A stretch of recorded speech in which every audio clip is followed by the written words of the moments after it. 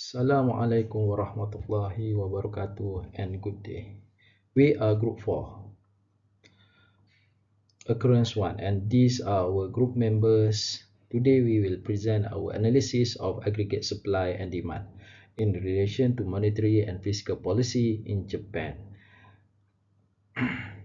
We will examine how the Japanese government addressed economic challenge during the business cycle from 2019 to 2023, focus on the pre, during, and post-COVID intervention efforts.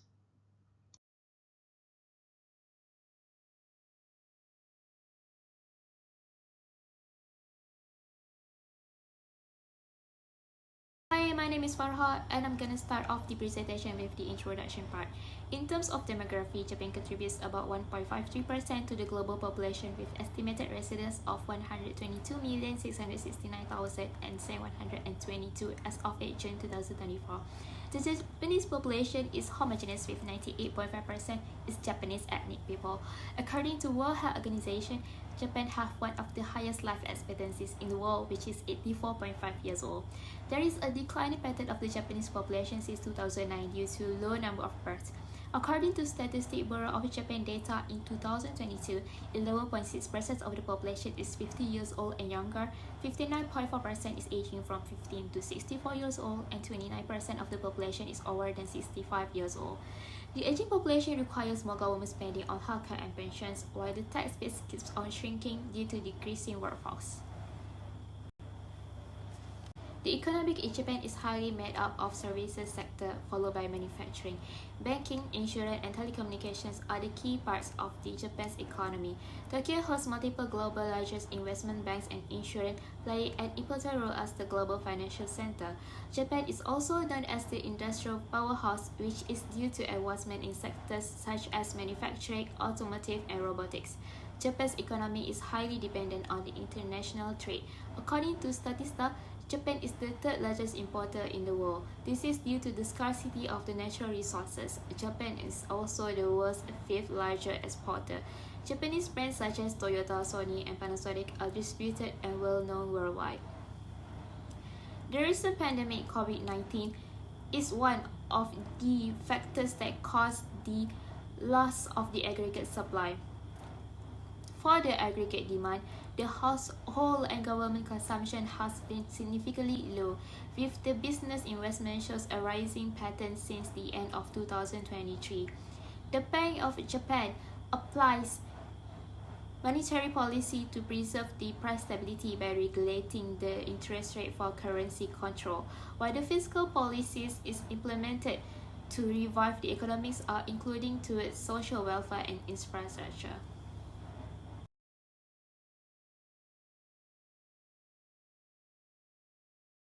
Hello, I'm Yazid. So we will continue these presentations about discussing the locals and global trend which influence the economy of Japan in the year 2019 to the year 2023.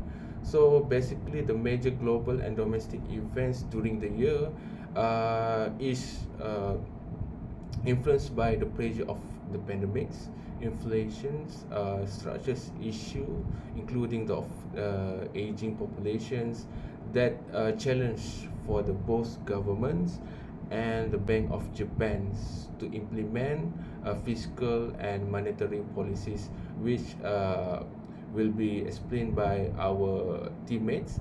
So I will explain the first thing in the year of 2019, which is the Bank of Japan's the government of Japan increasing the consumption tax from the 8% to 10%. The tax hike aims to improve the Japan's fiscal health by generating additional revenue. So, however, this contributes the negative impacts of the consumer spendings because the higher of the tax could dampen domestic consumptions. That's happened in 2019. So, in the year of 2020, the growth of the Japan's GDP has been fallen almost negative 4.8% because economic contractions due to COVID-19. This is happens globally and happens give the impacts of economic of Japan as well as in Japan. So basically, the government's response by stimulus, the fiscal and hit backs the massive of fiscal package, totally around 234 trillions. So this hoping by the government of Japan to increasing the spending of the consumer in market of Japan. So basically in 2020 also the impacts of export and trades declined significantly. So Japan that is well known about the automotive and electronics sector also has been affected. So the exports oriented was hit hard by the global change disruptions. So the trade deficit widening as a result of further exacerbating of economic challenges. So this happens globally because the economics of Japan is factoring by the globally of the automotive and the sector of semiconductors. So so we go to 2021, which the economics of the GDP growth increasing about 2.5 because the government continues to have substantial fiscal because they are necessary to add the financial support for businesses, direct payment to households, increased spendings and on healthcare and vaccination program, which can positively give the impacts of the government's the Japan's economic as a whole. So in 2021 still have ongoing supply chain disruptions. This is because the presence of supply chain issue. So the problems of the semiconductors shortage is continued to challenge of Japan manufacturing sectors. So but the positively is the growth of GDP is increasing significantly, hit the difference from the year 2020 to the year of 2021. And we move to the year of 2022, which is we can see that the global infections pressures, which happens because of the Russians Ukraine's war, which is a factors of rising global energy price lead to increase of inflation in Japan. So the inflations that quote by the Deloitte website is peaked at 3.61%, driven by the higher cost of imports and raw materials. And we can see that the consumer spending on domestic demands has been recovered due to easings of COVID-19 in much of country and rising vaccination rates. So lastly, in the year of 2023, we can see that the wage and growth in the labor market significantly rising to by 3.68% as a result of negotiations between the labor and the government, which happens in hallmarks in 2023, which is can give the significance of the consumer spending in the economics as well. So lastly, event in the 2023 is slow down of the US economy because as we can see there, the Japan is highly tied with the allies in the US economy. So the slowdown due to aggressive interest rate hikes and ongoing challenge in China, because China and US have the price war, so the trade war. So this can be gives the significant risk to the Japan. So which sector have the influence of the Japan exports, give the performance significantly in the trades and imports net in the economy of Japan. So that's all. Thank you.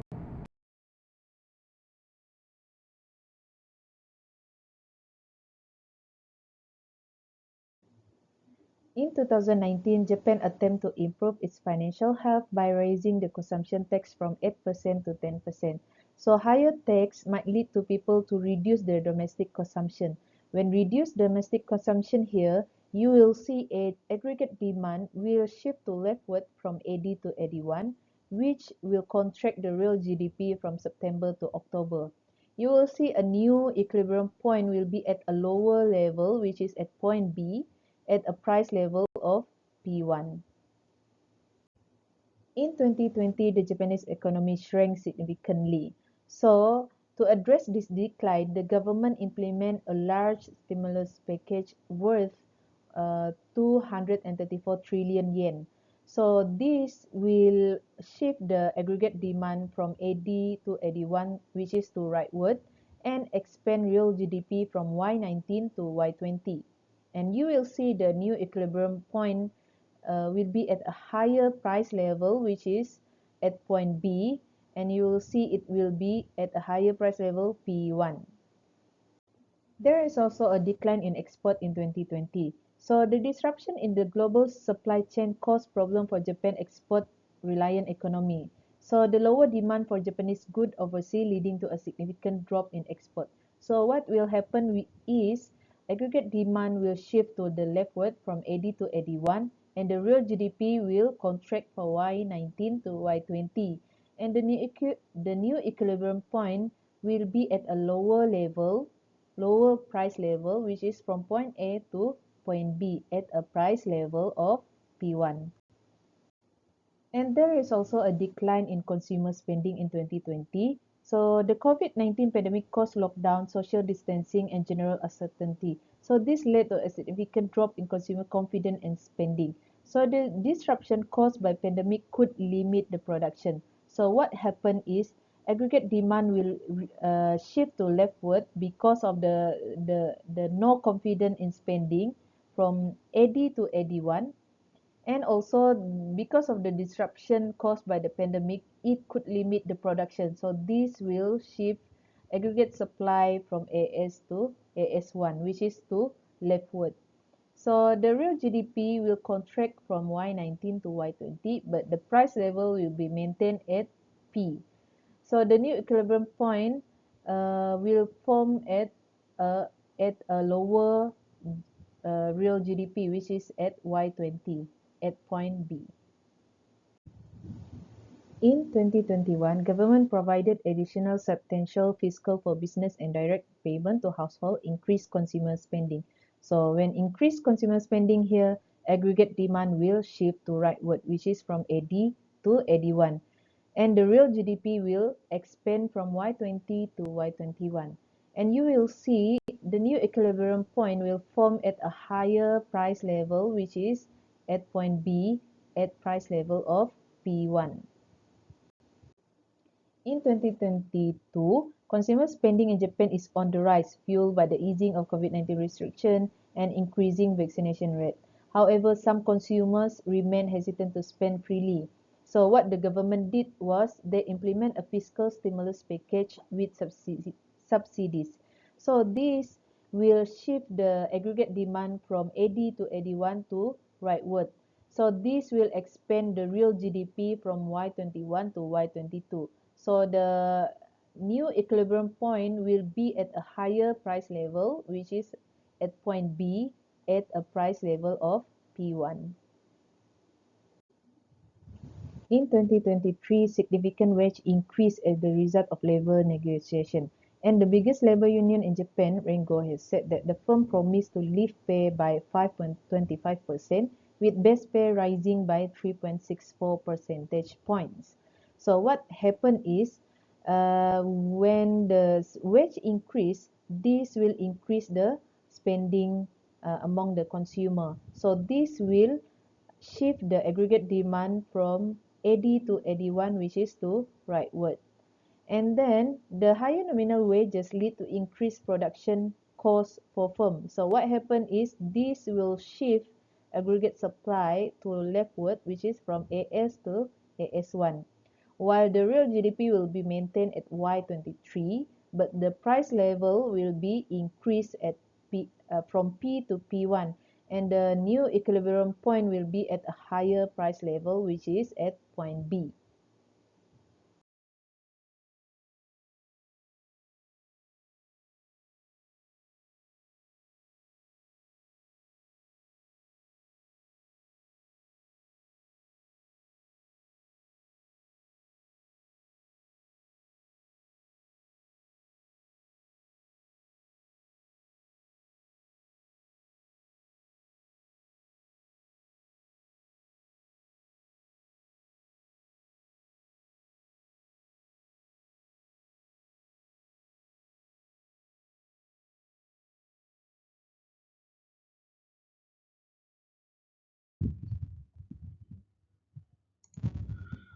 Hi, I am Muhammad Shafrizal. Now my turn to present Japan government intervention to assist in reviving the local economy.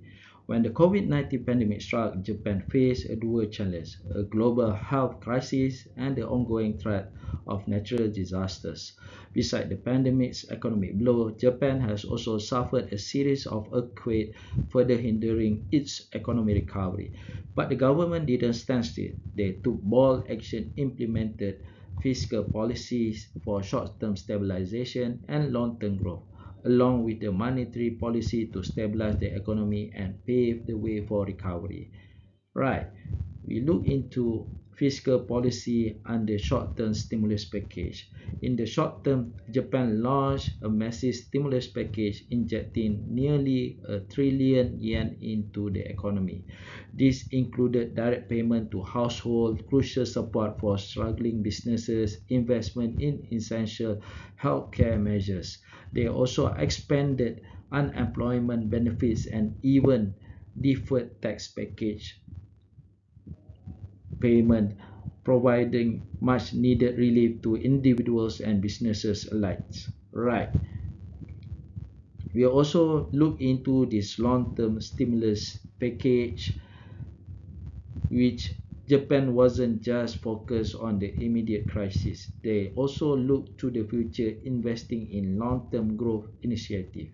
They accelerated digital transformation efforts to modernize public services and boost productivity. They poured funding into green technologies, aiming for a more sustainable economy.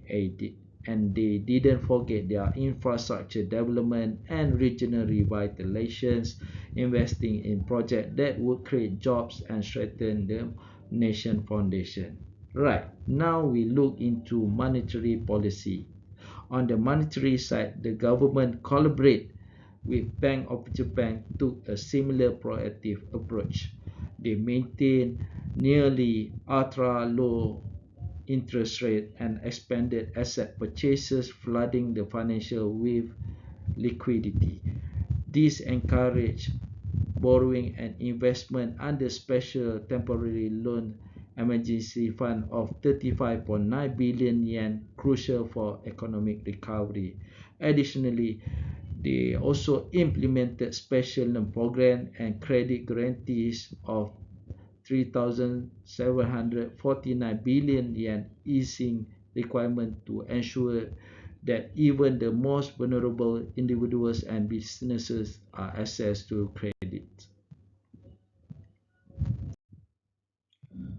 Now, let's see the effectiveness of government policies and their role in restoring long-run economic equilibrium. Okay, Japan's economy in 2018 to 2019 experienced moderate economic growth before the pandemic hit. However, the 2020 start COVID-19 pandemic hits the whole world, caused a recession. This indicating decreased potential GDP, reduced production capacity, and increasing price. On 2020 to 2021, the long-run aggregate supply LAS curve shifted left, showed the Japan economy had rebound, expanding and potentially reaching a new long-run equilibrium. During 2021 to 2022, the economy displayed a mild recession, okay, trend as it's adjusted toward long-term stability. Then in 2022 to 2023, the LAS curve shifted to the right. Right? This shift could be attributed to increased production capacity resulting the government intervention and investment, potentially leading to deflationary growth. So from this business cycle graph, now these policies work. The data shows yes, they did. Japan experienced a sharp contraction in economic activity as seen in the leftward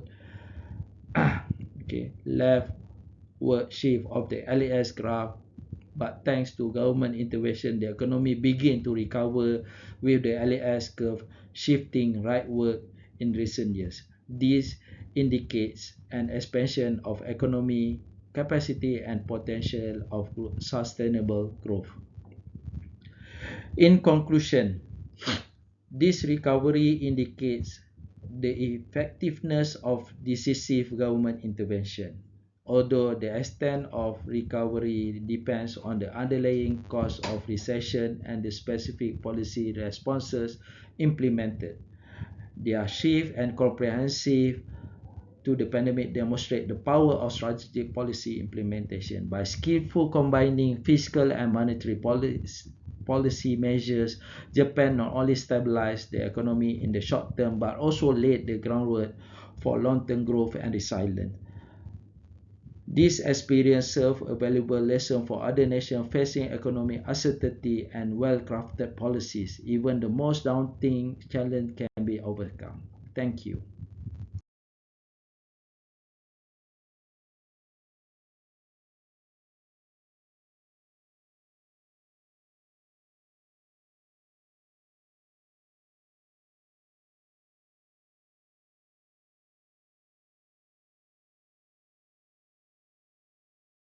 Hi, I'll be discussing on how government can perform better in the face of future economic uncertainties. So, firstly, economic diversification is a crucial strategy that can be implemented by the government. So, economic diversification involves growing and expanding multiple industries within an economy to reduce dependency on a single sector. This strategy is crucial because relying heavily on one industry makes an economy vulnerable to sector specific downturns. For example, if a country relies predominantly on an oil production, a significant drop in oil price can lead to severe economic distress. By diversification, the economy spread risk across various sectors, ensuring that the decline in one industry does not drastically affect the overall economic stability. So the second strategy is strengthening social safety networks. Safety nets. Social safety nets provide income security, which is especially improved for the most vulnerable population, including low income families, the elderly, and the disabled. Programs such as Social Security Pension, a disability benefit, and child support ensure that this group have a stable source of income, which is essential for them for their well-being and dignity. This product protection becomes even more critical during economic crisis when these population are at a high risk of falling into poverty. The third strategy involves maintaining the liquidity of a financial system is a critical during economic downturns. Central banks can ensure liquidity through various measures such as lowering reserve requirements for banks, providing emergency lending facility, and purchasing government securities. This action also can help to keep the credit markets functioning smoothly, ensuring that businesses and consumers can access the fund they need to operate and invest. So all these strategies that actually can help to be well prepared, to make the government to be well prepared in order to face the uncertainties. Thank you.